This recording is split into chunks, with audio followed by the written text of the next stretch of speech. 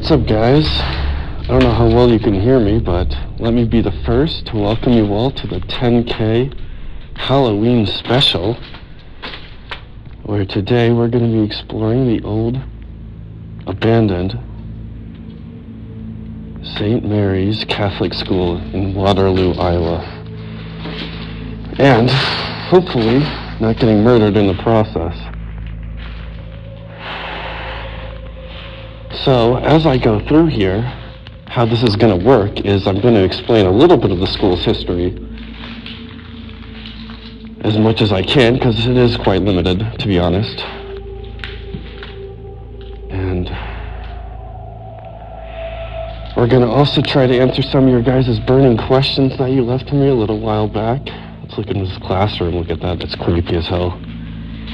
And I'm going to try to do this video as much as I can in one take, but I will probably have to cut parts just because I gotta read questions, obviously, so yeah. Let's get started.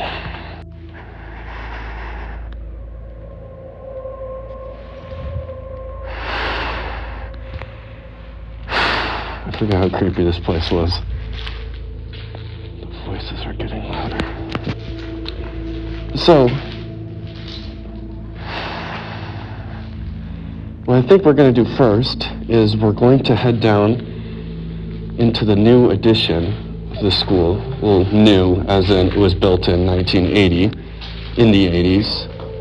And then we're going to start with the history, and then once we get that done and we come back through here, we'll walk through the rest of the school and then we'll answer your guys' questions. So, just getting started already. I mean, that's not what you like to see per typical, but you do what you gotta do, you know? Oh, fuck.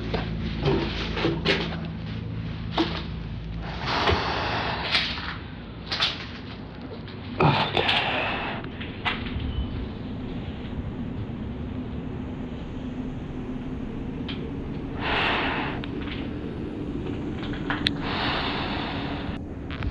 Okay, so a little bit of history about this school. So this originally opened in 1929 as the St. Mary's Catholic School. And it was a Christian learning school for the east side of Waterloo's growing immigrant population. And to be honest, I probably won't go through all of these areas just because they all look generally the same. It's just, you know, empty classrooms, which are super creepy, obviously, but they all look sort of the same.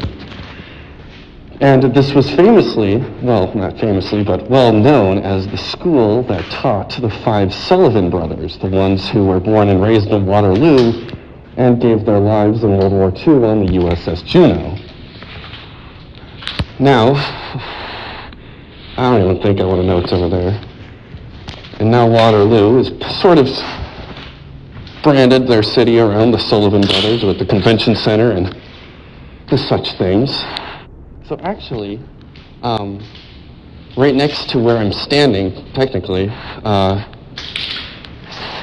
outside there were some covents that were built in the 1950s for the school.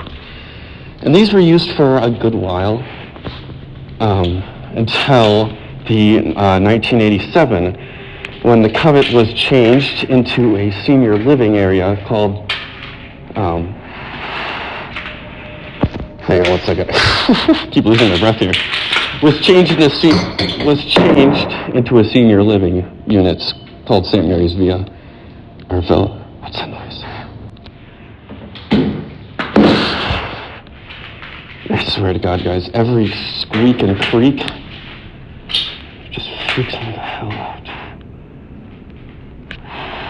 I don't like that chair. And they never say look behind you. But I gotta look behind me. Because I gotta know what's behind me. So that was the addition, and obviously you saw it wasn't that much. It was just a few classrooms, 2 levels. The rest of the school, however, is 3 levels, 4 if you count the basement. And the basement is where we will go next. The basement, in my opinion, is the worst, creepiest, scariest area in this entire school. And we're going to go down there right now.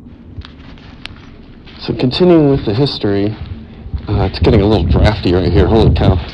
Oh, there's a Quick Trip poster. So in 2002 and 2003, oh, I don't even want to step on that. In 2002 and 2003, the Waterloo and Evansdale school systems were consolidated.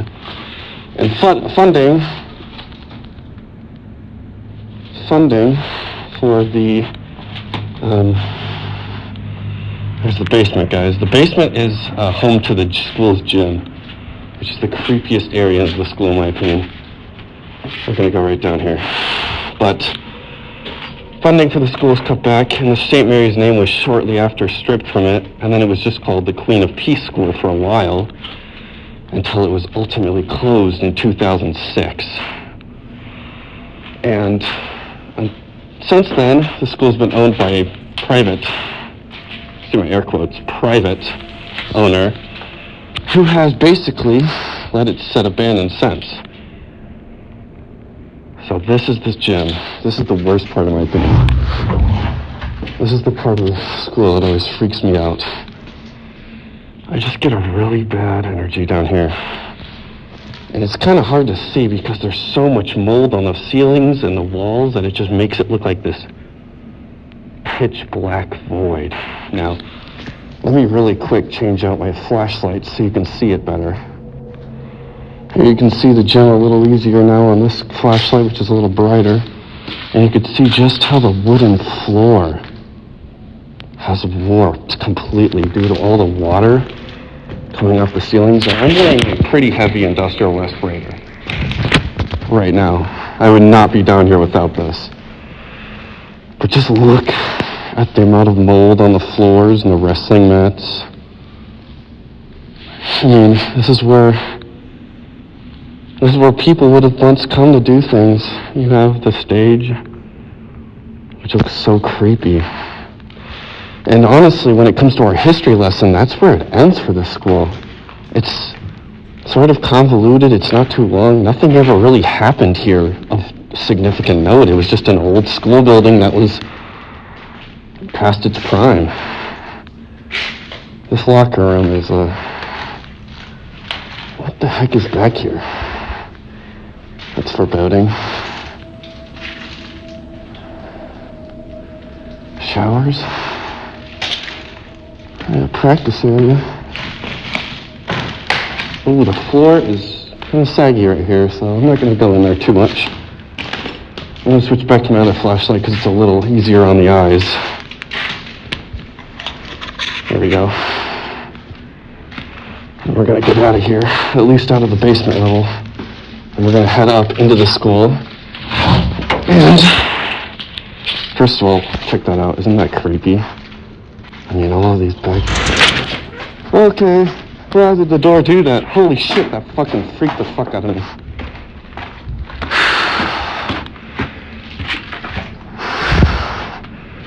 You know that moment, that feeling you get when your heart just like stops for a solid 5 seconds? That's exactly how I just felt right there. I don't know if you guys could hear on the camera, but that door just like moved behind me. And I know it was the wind, I know that, but it still scared the fuck out of me. So I'm gonna go up now, and then we're gonna get to some of your guys' questions really quick. So let me bring those up. So the first question comes from my good friend Slacking Packing, who would like to know, what is the coolest item in your retail collection?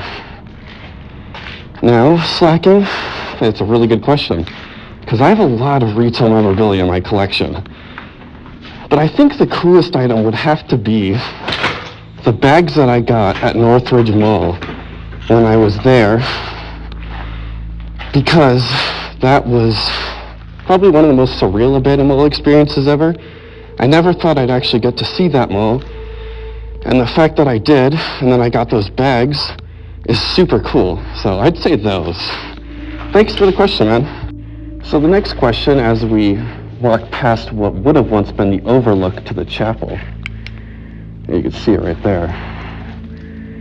I'm not going to step out there because I know that wood would fail and fall, and I'm not ready for that. So I'm going to keep going here. But you can see these overturned lockers, which is super creepy. And I know all that metal is rusted out, so you cannot stand on those, which is why I'm walking around. But our next question comes from Alpha Vision, who asks, how do you make enough money to travel? Or how do you make enough to travel? So as I walk across this, I'll answer that. I make enough with DoorDash, and that is sort of my side income when I'm not doing YouTube, not making money from YouTube. I'm doing DoorDash on the side to make enough for my travels. And currently I am in the works of getting a new job, but until then I'm going to keep door dashing because I guess it sort of pays the bills. So hopefully that answers your question, and thank you for asking. It looks like we have come to the top of the school, so we're going to go up here to what was at one point, I'm guessing, some sort of office. We're going to take a nice little overlook at the sights. It's a little shaky right here, so you see the city out there.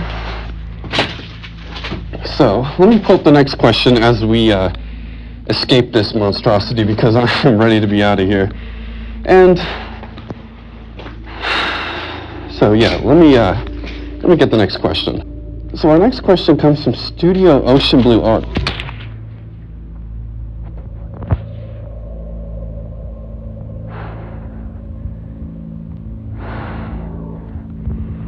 So as I walk out now, our next question comes from Studio Ocean Blue Art, who asks, do you travel for the sake of making videos, or is it your day job? So actually, I do travel for the sake of just making videos, but when I do, I can take this off now, but when I do, I like to mix it in and, you know, have some fun. And I've met a lot of great friends through this community, so every time I do travel to malls, I like to travel with my friends or see them or hang out with them. So I guess you could say it is my day job, because I do technically make money off YouTube, yes. But I don't really see it as a job. I see it more as like a hobby, like a passion. And that's one of the reasons why I am so... Oh, what is this? Oh, I don't know about this one, Chief. And that's one of the reasons why I'm so thankful for 10K, is that I'm able to do this as a sort of passion. I'm gonna keep my mask off, but I'm just want to look in here just for a second. That sign is really cool. Now, there is a homeless population in Waterloo, a noticeable one, so really the last thing I want to do is run into somebody, because, you know, I don't want to ruin their night. I'm sure they don't want to ruin mine. So let's just stay out of the weird areas like that. So I hope that was able to answer your question. I guess you could say this is a job for me, but it's become such a more of a passion that it doesn't feel like a job. So this is that St. Mary's Villa, and this is what was turned into the senior living. And that was actually the last thing to close. I think that was in 2007 when they were kicked out, and that was a year after the school was closed here. Which, by the way, look how creepy that is. With the moonlight. This place. And actually, I have been in there before, and I kind of wish I would have got video of it, but it was just a bunch... I didn't even know it was living quarters. I thought it was like offices. It looks like offices in there. But recently, they came through and they re-secured a lot of this, so you can't really get in anymore. But originally, all of these boards and all of these doors and windows were all broken open, and that's why you see so much trash, vandalism, and why it's so deteriorated is because when they closed this and the guy took quote-unquote private ownership, he didn't do anything to secure it. He basically just let it sit. And I don't know who came through. I'm guessing the city came through and re-secured it, but oh, there's something over there. There's a little animal. See his beady eyes? I can't really zoom in. Let me try to zoom in. You see a little animal over there? You see his eyes? He's kind of reflecting. Oh, there's a lot of weird noises just coming from this school, though, and that's what freaks me out about it. And I'm sorry if some of you wanted to see more, but I've seen enough of this place in one lifetime, and I just knew I had to at least show you guys. It looks like the boards that were on the door have broken off. See, those doors are probably open. Just saying. Now, I don't know what that thing is, if it's like a possum or a squirrel or a cat, or if it's going to try to attack me, but hopefully, if I just stay over here, it will just stay over there. Oh, there it is. Oh, it is a cat. Hello. Hang on. Let me try to show you guys. Not everything out here is evil. Just a little cat trying to live his life.